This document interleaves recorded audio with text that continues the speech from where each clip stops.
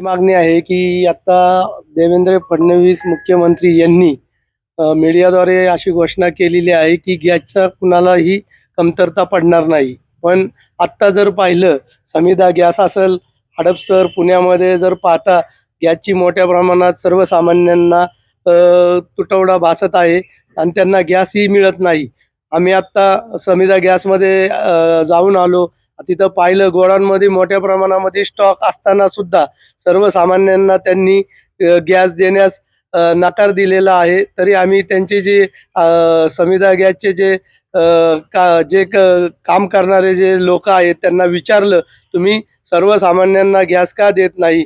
तर त्यावेळेस ते जरा गडबडले आणि गॅस लवकरात लवकर त्यांनी द्यायला चालू केला. पण मला असं वाटत आहे ज्यांच्याकडे एजन्सी आहेत ते सुद्धा आता याचा गैरफायदा घेऊन सर्वसामान्य लोकांना वेठीस धरत आहे आणि त्यांना गॅस द्यायला कुठंतरी थांबत आहे.